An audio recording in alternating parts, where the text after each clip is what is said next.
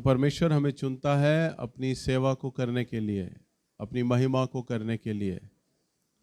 और उसका क्या योग्यता है, क्यों चुनता है वो, इन बातों को आज हम लोग परमेश्वर के वचन से हम सीखने जा रहे हैं, हम मनन करेंगे। पिछली बार मैं आप लोगों को प्रभु के एक दास हैं भाई दीनाकरण, उनके जीवन से गवाही देकर बता रहा था कि जब प्रभु ने भाई दीनाकरण को अपनी सेवा के लिए बुलाया, अपनी सेवा के लिए चुना, तो वो बैंक के मैनेजर थे। और एक मामूली बैंक के मैनेजर नहीं थे, बल्कि SBI बैंक मद्रास के चीफ मैनेजर थे। 127 बैंक उनके अंडर आते थे, बहुत बड़े मैनेजर थे। और तब प्रभु ने उन्हें अपनी सेवा के लिए बुलाया कि मेरे दास अपनी जॉब को छोड़ और मेरे पीछे हो और मेरी सेवा कर। तब भाई दीनाकरण ने प्रभु के सामने ये सवाल रखा कि प्रभु, मैं कई गरीब प्रचारकों को देखता हूँ, गरीब पास्टर्स को देखता हूँ, और मैं देखता हूँ वो हमेशा धन के समस्याओं में रहते हैं, धन की कमी घटी रहती है, धन का अभाव रहता है। मैं चाहता हूँ कि मैं धन के अभाव में मैं नहीं रहूँ, मैं बहुत गरीबी से उबर कर आया हूँ। आप जानते हैं एक चीफ मैनेजर जब हो जाता है तो एक रुतबा आ जाता है, दुनिया के सामने इज्जत होती है, और रुपया, पैसा, बंगला, घोड़ा गाड़ी सब प्रभु के दास के पास था। परंतु हम देखते हैं कि प्रभु के दास ने अपनी गवाही में बताया कि किस प्रकार से उन्होंने जब प्रभु के आगे उन बातों को रखा, तब प्रभु ने उन्हें ये बोला कि मैं जिसे अपनी सेवा के लिए चुनता हूँ, मैं जिसे अपनी सेवा के लिए बुलाता हूँ, उसके पास धन का कोई कमी, कोई अभाव नहीं होता। कि प्रभु के दास के पास कोई कमी, कोई अभाव नहीं होता। मैं जिसे अपनी सेवा के लिए बुला लेता हूँ, मैं जिसे अपनी सेवा के लिए चुनता हूँ ना, उसके पास कोई कमी, कोई अभाव नहीं होता। हालेलुया। और मैं प्रभु को धन्यवाद देता हूँ कि परमेश्वर ने मुझे भी अपनी सेवा के लिए चुना, अपनी सेवा के लिए बुलाया। और आज इसी कारण से, यही कारण है कि आज मेरे पास धन की समस्या, धन का अभाव नहीं है। हालेलुया। और यही कारण है जब प्रभु ने मेरी सेवा को बढ़ाया और मैंने अपने जिन जिन प्रचारकों को चुना, जिन्हें जिन्हें मैंने अपनी सेवा दी, तो जो फेवर परमेश्वर का मुझ पर है, क्योंकि प्रभु का फेवर है कि प्रभु ने मुझे बुलाया, मुझे चुना, और मेरे बुलाए जाने पर, मेरे चुने जाने पर प्रभु की यह कंडीशन है कि मैं तेरी ज़रूरतों को पूरा करूंगा, पैसे का कोई कमी, कोई अभाव नहीं होगा। तो वही फेवर मेरे प्रचारकों के ऊपर भी आ गया, और आज हम देखते हैं कि आज उनके पास भी कोई कमी, कोई अभाव नहीं है। वो भी नौकरी, काम धंधा उनका कुछ नहीं है, परंतु परमेश्वर मेरे साथ और मेरे साथ तमाम प्रचारकों की ज़रूरतों को पूरा कर रहा है। हालेलुया। तो यह है परमेश्वर के चुने जाने पर एक विशेषता।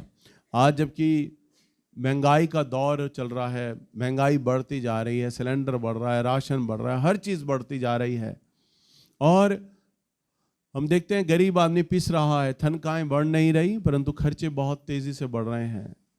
व्यापारी लोग भी हाहाकार कर रहे हैं। व्यापारी लोग भी कहते हैं कि खर्चे बढ़ते जा रहे हैं, परंतु हमारी आमदनी उतनी है। हर आदमी पिस रहा है, चाहे अमीर हो चाहे गरीब हो। नहीं पिसता तो कौन? प्रभु का चुना हुआ जन। हालेलुया।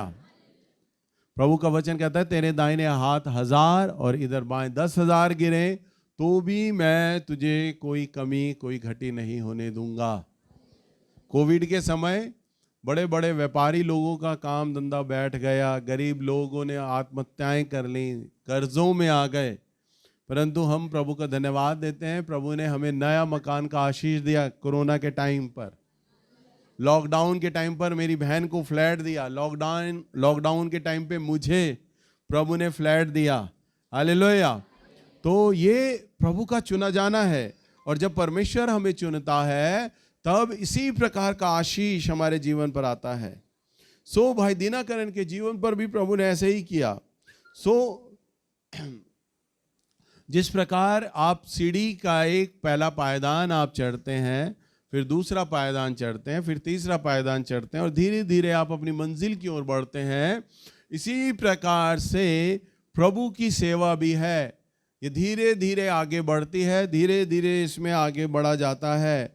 और परमेश्वर तो सिर्फ आपके विश्वास को देखता है और आपके भीतर जो देखता है बलिदानी जीवन को। क्या देखेगा? दो चीजें। पहला देखेगा आपका विश्वास और आपके हृदय में बलिदानी जीवन। जैसा कि भाई दीनाकरण ने बोला कि प्रभु ने जब मुझे बोला तो मैंने नौकरी को छोड़ दिया, तो बलिदान किया।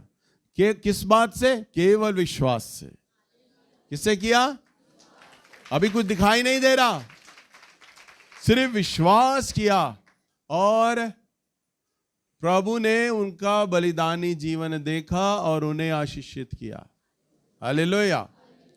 ऐसे ही प्रभु, मैं पक्की नौकरी थी, प्रभु ने मेरी नौकरी को छुड़वाया और कहा मेरी सेवा कर। मैंने नौकरी छोड़ी, विश्वास किया प्रभु के ऊपर और 8 साल तक धन का अभाव था। नौकरी छोड़ने के बाद धन की कमी घटी थी। दूर तक रेगिस्तान की तरह कुछ नहीं दिखाई देता था, दूर दूर तक।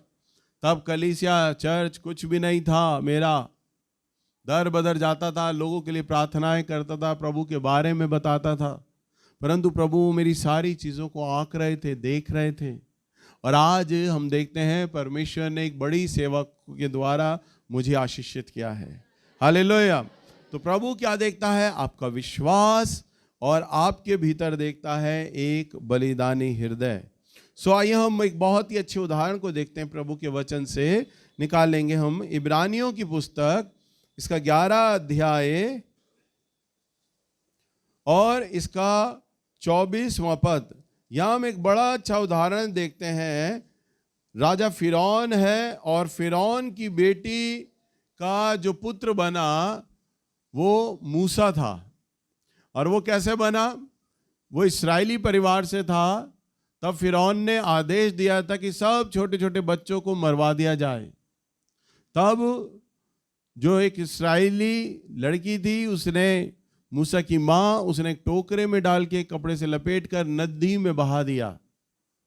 और नदी में पानी में बह रहा था और वहां पर थोड़ी दूर आगे जाके फिरौन की जो बेटी थी वो नहा रही थी पानी में, और मूसा टोकरे में चला आ रहा है और वो उसे अपने पास रख लेती है, उसे पालती पोसती है, बड़ा करती है और फिरौन को बोलती है कि ये मेरा ही औलाद है, मेरी ही संतान है। यानी अब जो फिरौन जो राजा है, उसकी बेटी के जो बच्चा है, बच्चा जो हो गया, बिल्कुल न्यू बॉर्न बेबी है जो हो गया, अब फिरौन राजा उसका क्या बन गया? मूसा का नाना बन गया। सो फिरौन उसे क्या कहता है कि अब मैं तुझे अपनी गद्दी दूंगा, अपनी सीट दूंगा। तब हम देखते हैं कि मूसा के सामने एक सिंहासन है। हम देखिए परमेश्वर का वचन, इब्रानियों पुस्तक 11 अध्याय और इसका 24वां पद। Page number 313। विश्वास ही से मूसा ने सयाना होकर फिरौन की बेटी का पुत्र कहलाने से इनकार किया, इसीलिए कि उसे पाप में थोड़े दिन के सुख भोगने से परमेश्वर के लोगों के साथ दुख भोगना अति उत्तम लगा।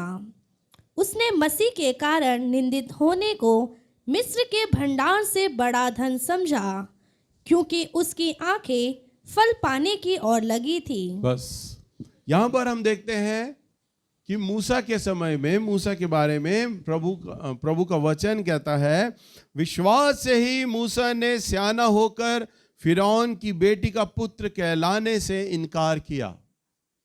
प्रभु ने मूसा को आज्ञा दिया कि मूसा जा और जाकर मेरे लोगों को छुड़ा। तब इस्राएली लोग मिस्र देश के 400 साल से गुलाम थे। कितने? 400 साल से गुलामी में चले आ रहे थे।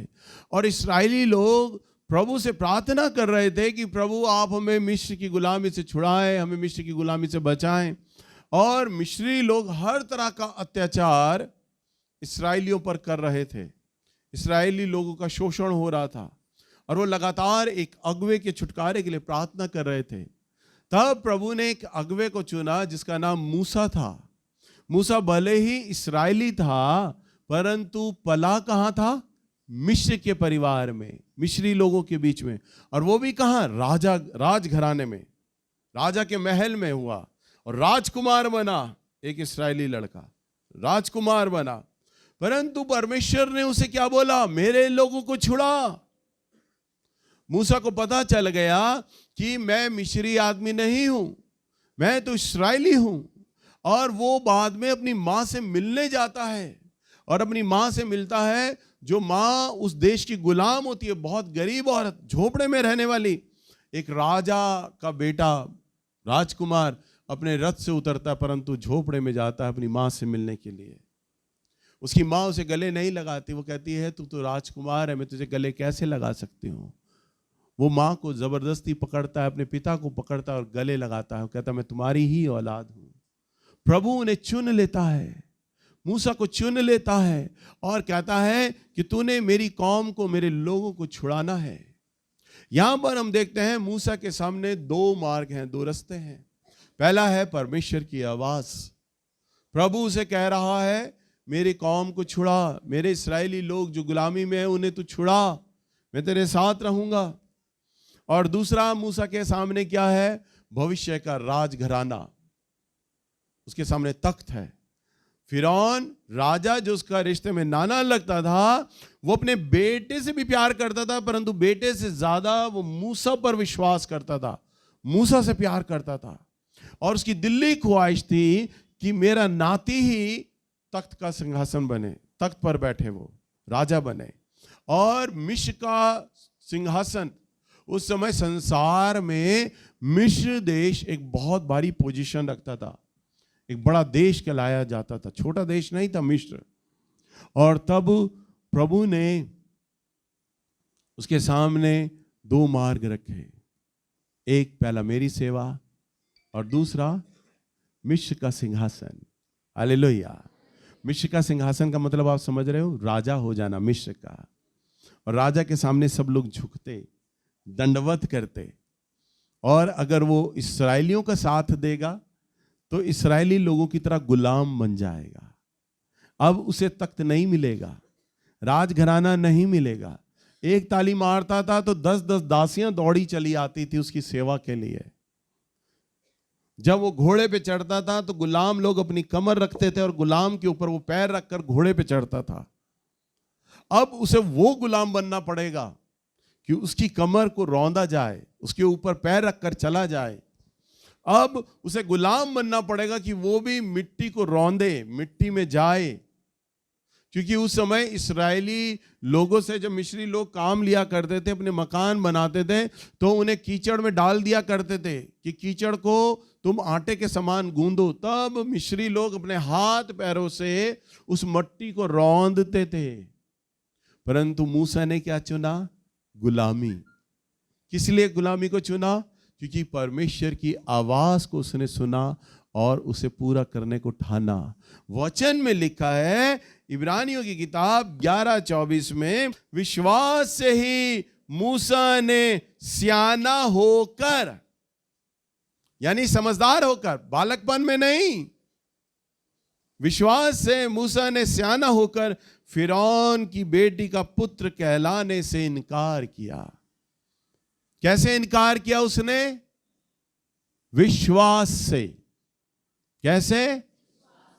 विश्वास से। बोलिए विश्वास। अभी मैं आप लोगों से एक सवाल करूं ना, कितने लोग विश्वास करते हैं? तो सब हाथ खड़ा कर देंगे, हाँ भैया हम विश्वास करते हैं। पर विश्वास, प्रभु का वचन कहता है, विश्वास बिना कर्म किए मरा हुआ है। यानी जिस विश्वास में कार्य नहीं है, काम नहीं है, वो विश्वास मरा हुआ है। प्रभु आपका मुंह का अंगीकार नहीं देखता। आप मुंह से क्या बोल रहे हैं? हाँ जी मुझे विश्वास है, मुझे विश्वास है। प्रभु तो आपके विश्वास में आपका कार्य देखना चाहता है। और उस कार्य में जब भी प्रभु किसी को कार्य करने को लोग बोलेगा ना, तो उस कार्य में बलिदान होगा। क्या होगा? बलिदान। आप प्रभु के लिए क्या खो सकते हो? प्रभु का वचन आप पढ़ो, आज्ञा पढ़ो, जितनी भी आज्ञाएं हैं प्रभु वहां पर आपसे बलिदान मांग रहा है। हर आज्ञा में आपको कुछ ना कुछ छोड़ना है, खोना है। आप प्रभु के लिए क्या खोएंगे? यहां पर हम देखते हैं विश्वास से मूसा ने सियाना होकर क्या किया, फिरौन की बेटी का पुत्र कहलाने से इनकार किया, यानी मिस्र का राजकुमार होने का उसने त्याग दिया। और क्या लिखा 25वें पद में, इसलिए कि उसे पाप में थोड़े दिन के सुख भोगने से परमेश्वर के लोगों के साथ दुख भोगना और उत्तम लगा। सुख भोगना उसे अच्छा नहीं लगा, उसे क्या अच्छा लगा, दुख भोगना, अपने लोगों के साथ दुख भोगना। यानी उसने चुना, दुख को चुना। किसे चुना, दुख को, सुख को नहीं, दुख को चुना। और आज आप किस लिए आए हैं, सुख के लिए। भैया हमारे घर में चंगाई आ जाए, हमारे घर में आशीष आ जाए, हमारे घर में प्रभु हर प्रकार का पैसा दे, तरक्की दे। अगर आपके नौकरी छूट जाए ना तो कोई भी आके यहां गवाही नहीं देता, सबका मुंह लटक के घुटने तक लटक जाएगा। प्रभु से विश्वास जाता रहेगा। प्रभु को अपनी प्रार्थनाओं में बोलना शुरू कर देंगे, प्रभु जी आप मेरे लिए क्या कर रहे हैं, मैं गरीबी में आ गया हूं। लोगों की बातचीत में प्रभु के प्रति शिकायत दिखाई देने लगती है, उदासीनता दिखाई देने लगती है। यहां पे जितने लोग गवाही देते हैं ना, वो ये गवाही देते हैं, प्रभु ने हमें चंगाई दी, हमें धन दिया।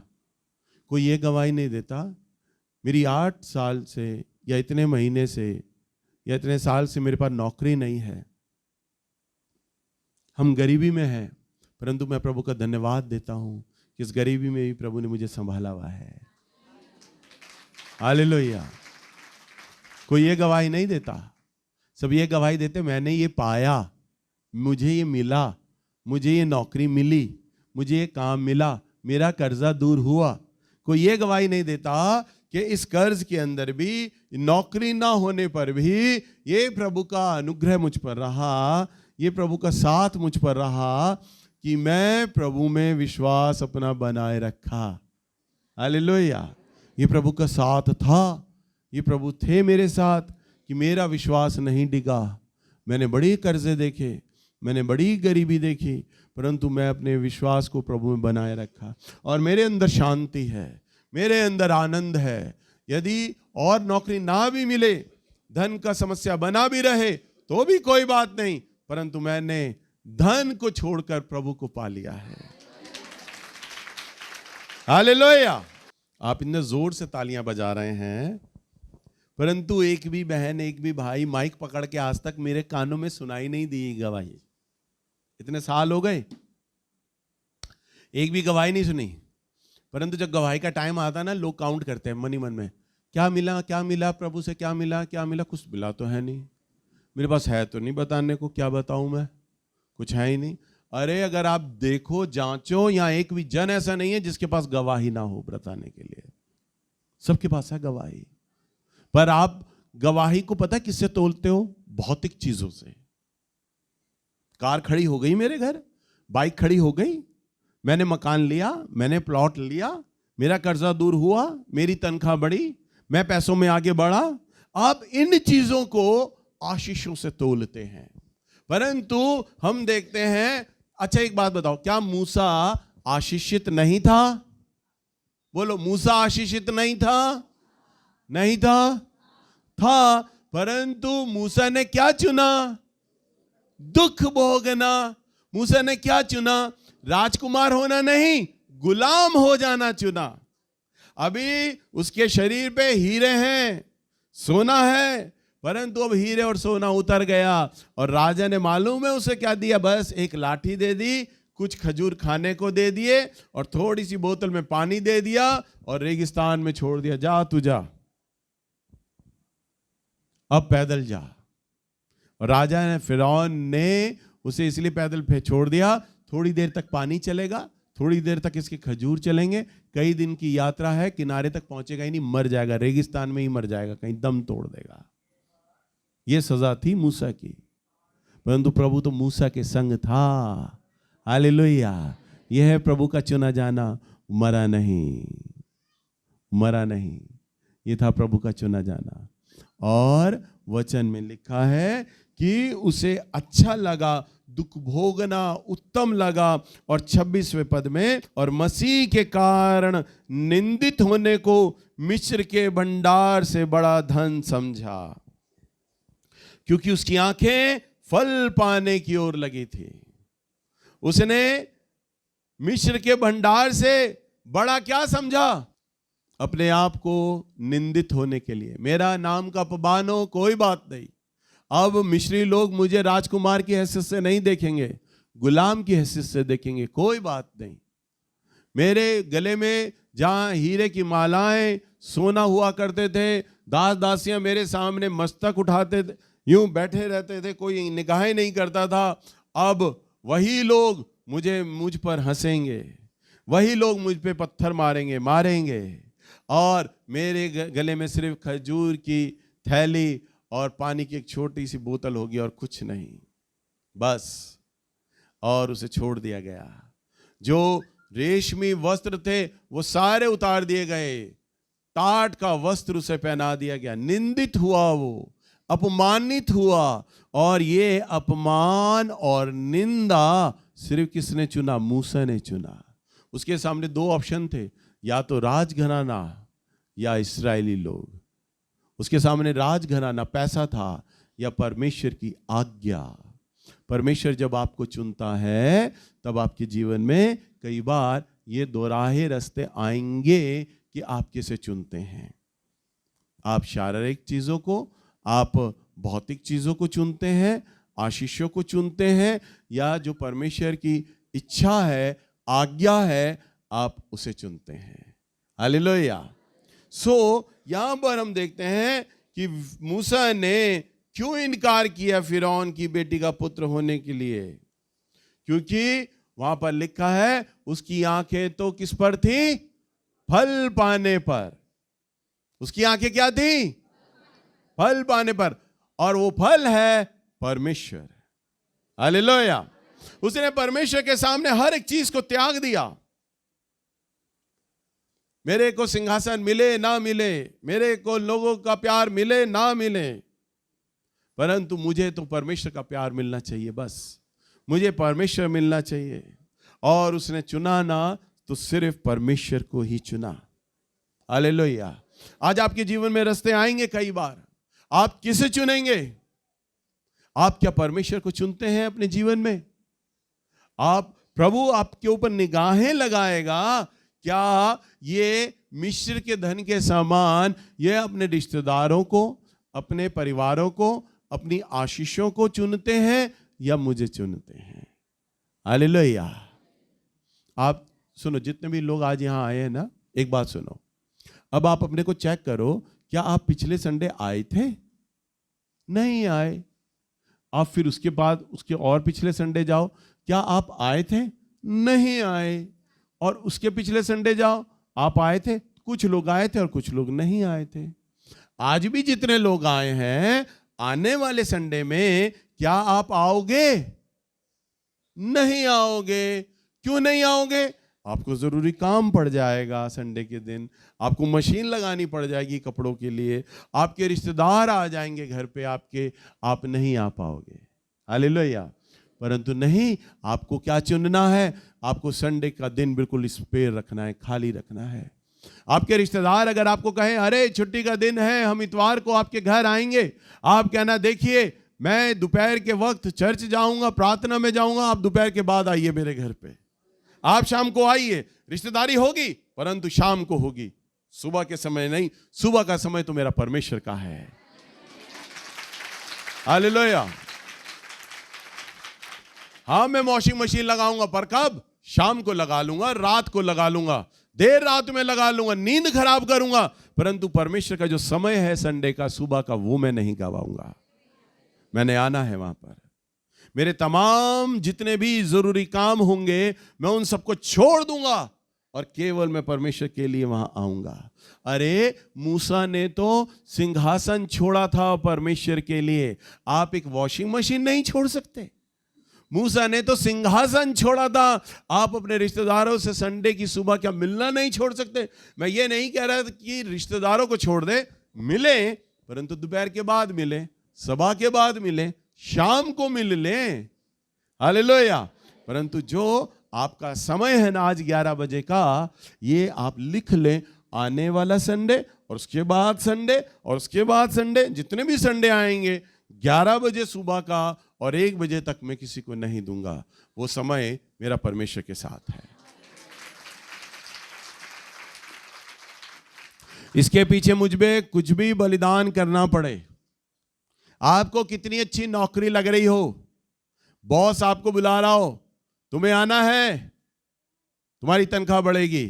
तुम्हारा दोस्त का इंटरव्यू देना है, संडे की सभा छोड़ दे, बस इंटरव्यू दे क्या, आपको 100 नौकरियां कुर्बान, मैं संडे की सभा नहीं छोड़ूंगा। ये परमेश्वर देखेगा आपका बलिदान। अरे इसे एक अच्छी नौकरी मिल रही है, बड़ी तनख्वाह मिल रही है, इंटरव्यू पे जाना था, सब बात हो गई है, सिर्फ नौकरी के लिए जाना था, इसे नौकरी मिल जाती। सामने वाला कहेगा अरे तेरा संडे का चर्च भागा कहां जा रहा है, अगले संडे चला जाइए और फिर अगले संडे चला जाइए। नौकरी की तो बात है, परंतु आप अगर मन में ठान लेते हैं नहीं, एक भी इतवार मैंने मिस नहीं करना है, मैंने प्रभु के साथ समय बिताना है, तो परमेश्वर आपका वो बलिदान देखेगा और प्रभु प्रसन्न होगा। अरे मेरे बेटे ने, मेरी बेटी ने अपनी नौकरी को त्याग दिया है। और नौकरी कैसे त्यागोगे? सिर्फ विश्वास से।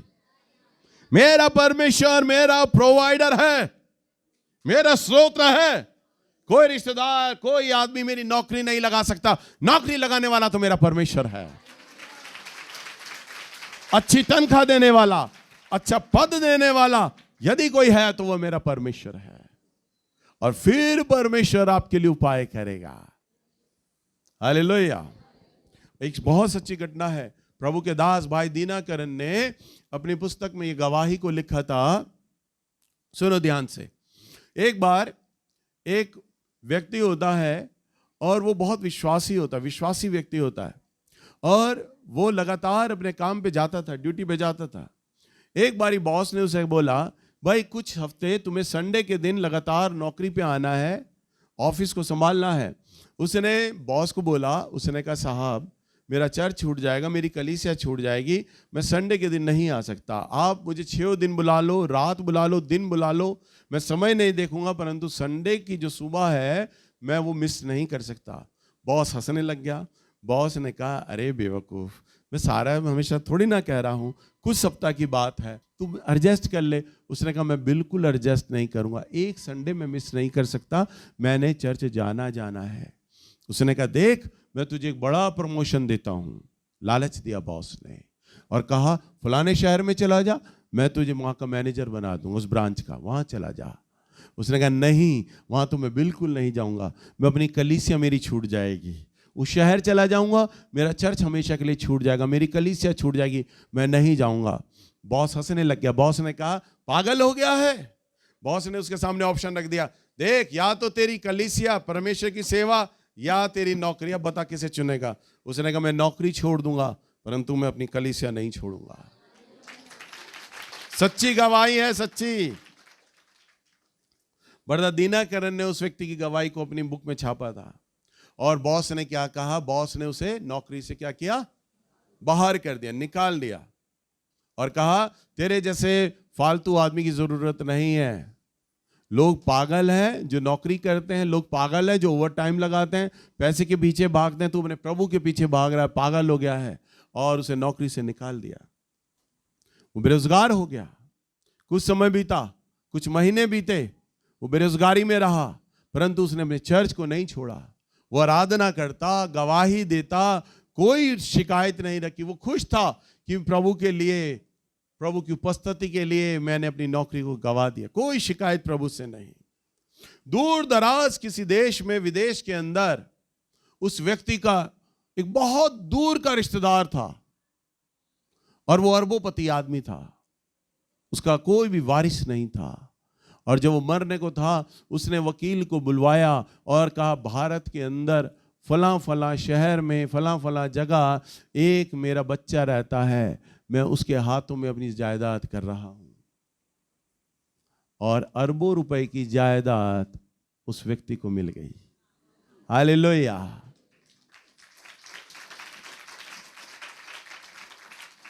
रातों रात वो अरबोपति हो गया और वो आकर अपने बॉस के आगे गवाही देता है कि मैं आपकी तरह 10 कंपनियां आज चला सकता हूं, खरीद सकता हूं, बना सकता हूं। मैंने प्रभु के लिए नौकरी को छोड़ा था, आज प्रभु ने मुझे नौकर नहीं, मुझे मालिक बना दिया है। हालेलुया। प्रभु अपने वचन में लिखता है, बोलता है, जहां तू बोएगा नहीं वहां से तू काट लेगा। उस रिश्तेदार का उसने शक्ल नहीं देखा, दोनों ने एक दूसरे की शक्ल नहीं देखी, कभी बातचीत नहीं हुई, परंतु रिश्तेदार मर रहा है। प्रभु ने उसके मन को खोला। ये प्रॉपर्टी किसी एनजीओ को नहीं, सरकार को नहीं, भारत में वो जो तेरा रिश्तेदार है ना, उसके नाम पर कर दे ये जगह। हालेलुया। और अरबों की संपत्ति उसे मुंह मांगे दाम पर मिल गई, क्योंकि उसने तो चुना सिर्फ परमेश्वर को, उसने चुना अपनी कलीसिया को। मैं अपनी कलीसिया को छोड़ के, मैं अपने प्रभु के घर को छोड़ के नहीं जाने वाला। और जब ऐसा हुआ ना, तो परमेश्वर ने उसको कई गुना बढ़ा दिया। हालेलुया। कुंजी यही है, आप इसलिए नहीं बढ़ पाते क्योंकि आप चुनने में गलतियां कर जाते हैं। जहां आपको प्रभु का चुनना है ना, वहां आप रिश्तेदारों को चुन लेते हैं। जहां आपको प्रभु को चुनना है ना, वहां आप कपड़े धोने के लिए मशीन को चुन लेते हैं। जहां आपको चुनना है ना, वहां आप संडे के दिन रेस्ट को चुन लेते हैं, घूमने फिरने को चुन लेते हैं। सो अगले संडे से आप क्या चुनेंगे? आज मेरे पास जो आशीष प्रभु ने मुझे दिया है ना, मैं बड़ा बोल नहीं बोल रहा, कुछ तो मैंने प्रभु को चुना किन किन जगहों पे, तभी तो प्रभु ने मुझे वो आशीष दे दी और दे रहा है और देगा। आप कहां पर किस जगह प्रभु को चुनते हैं, प्रभु की आशीषें उस जगह निर्भर हैं। मुझे कहते हुए अच्छा नहीं लगता, आज दिल्ली के अंदर बहुत सारे प्रचारक पादरी हैं, हमारे बुराड़ी क्षेत्र में भी बहुत सारे प्रचारक पादरी हैं, बहुत सारे पादरी प्रचारक हैं, परंतु प्रभु का अनुग्रह हो, इतनी बड़ी प्रभु ने मुझे अन्य जाति कलीसिया दी है। क्यों दे दी भाई? प्रचार तो वो लोग भी कर रहे हैं, प्रार्थनाएं तो वो भी कर रहे हैं, उपवास तो वो भी कर रहे हैं, सैकड़ों और हजारों पादरी हैं दिल्ली में। क्यों दे दी प्रभु ने मुझे इतनी बड़ी कलीसिया? सिर्फ चुने जाने पर। अगर वो पास्टर, वो प्रचारक भी सही चुनने लग जाएं, हम प्रभु को चुनेंगे इस जगह पर, हम प्रभु को चुनेंगे, तो परमेश्वर आपको दे देगा। हालेलुया। जब मैंने इस घर में जब सेवा शुरू करी ना, तो सबसे पहले मैं नीचे अपने कमरे में बैठकर प्रार्थना करता था। प्रभु ने नीचे का कमरा भर दिया, फिर हमारी गैलरी भर गई, फिर हमारे दोनों तीनों कमरे भर गए। उसके बाद लोग बढ़ते चले गए, लोग बढ़ते चले गए, लोग भेंट लाने लग गए। मैं भेंट नहीं लेता था किसी से। तो भाई संजय की जो मम्मी है ना, जो नीचे स्टॉल पर बैठती हैं, तब से वो हमारे चर्च आ रही हैं। उन्होंने मुझे सलाह दिया, भैया लोग प्रभु को भेंट देना चाहते हैं, आपका लेने का मन नहीं है ना, मत लो आप। लोग प्रभु को भेंट देना चाहते हैं, आप एक दान पात्र रख दो, जिसका मन होगा डाल देगा, जिसका मन नहीं होगा ना डाले। भैया उस भेंट के द्वारा देखो लोग बढ़ रहे हैं, आप दरियां खरीद लेना, आप ढोलक खरीद लेना, आप प्रभु की सेवा में वो पैसा लगा दो, आप अपने ऊपर नहीं लेना मांग रहे। मुझे बड़ा अच्छा लगा ये उपाय, और फिर कई सालों तक हमारे चर्च में यही ऐसे दान पात्र यहाँ होता था। उसके बाद जब लोग बहुत इकट्ठा हो गए और लोगों का आना मुश्किल हो गया ना, तब हम लोगों ने क्या किया, बकेट चली, अब लड़कियां आपके पास आती हैं। नहीं तो कई साल तक यहाँ पर हम दान पात्र रखे हुए थे, ताकि लोगों का जिसका मन है वो डाले, जिसका मन नहीं है वो ना डाले, फ्री विल बस, क्योंकि परमेश्वर प्रोवाइडर है। परंतु परमेश्वर लोगों को बढ़ाता चला गया, मेरा घर बढ़ता चला गया, घर बढ़ता चला गया, भर गया मेरा घर। और तब हमें अपनी सेवा को अपने घरों को शिफ्ट करना पड़ा। मुझे किराए के मकान में जाना पड़ा, मेरी बहन को किराए के मकान पे जाना पड़ा, मेरे भाई को किराए के मकान में जाना पड़ा, और ये आज प्रॉपर्टी हमने प्रभु के नाम कर दी। और आज अगर ये प्रॉपर्टी, अगर आप हमारे जमीन के कागज देखो ना, आज भी हमारे पापा के नाम पर हैं, आज भी। और 14 साल हो गए हमारे पापा को गए। कितने? ना बहन ने, बिजली का बिल तक उनके नाम पर आ रहा है, एनडीपीएल का बिजली का बिल यहाँ पे। कई बार बैंक वाले कहते हैं आपके नाम पे क्या प्रूफ है, मैं कहता हूं कोई प्रूफ ही नहीं है। मैंने बिजली का बिल भी अपने नाम पे नहीं कराया, बताओ मेरे बाप के नाम पर आता है, बायरन बेंजामिन के नाम से। आज वो दुनिया में नहीं है 14 साल। और आज किसी के माँ बाप चले जाएं तो लठ बच जाते हैं, प्रॉपर्टी मैं ये लूंगा, ग्राउंड फ्लोर मैं लूंगा, छत मैं लूंगा, कमरा मैं लूंगा, मैं ये दुकान लूंगा। हमारे भीतर कोई शिकायत ही नहीं है बहन के मन में कि मेरे नाम प्रॉपर्टी होनी चाहिए। भाई नहीं कहता, मैं नहीं कहता, हमने प्रभु के नाम पर छोड़ दी। और आज प्रभु ने हम सबको अपनी अपनी प्रॉपर्टियां दे दी। हम गए तो किराए के मकानों में, परंतु परमेश्वर ने बाद में हम सबको बारी बारी से अपने अपने मकान देता चला गया। तो आप क्या चुनते हैं? आप अगर प्रभु के लिए चुनते हैं, कुछ समय के लिए तो दुख हो सकता है, क्योंकि मूसा को भी दुख हुआ, परंतु परमेश्वर ने बाद में आदर और महिमा दिया। हालेलुया। कुछ समय के लिए समस्याएं आ सकती हैं प्रभु को चुनने में, परंतु जब आप प्रभु को चुनते हैं ना, तो आगे तो आपके लिए एक बड़ा फल होगा। और आपकी आंखें फल पर होनी चाहिए, आत्मिक चीजों पर होनी चाहिए। जब आप आत्मिक चीजों पर लगाओगे ना, तो कोठी बंगला घोड़ा गाड़ी ये सब आ जाएगा आपके पास। हालेलुया।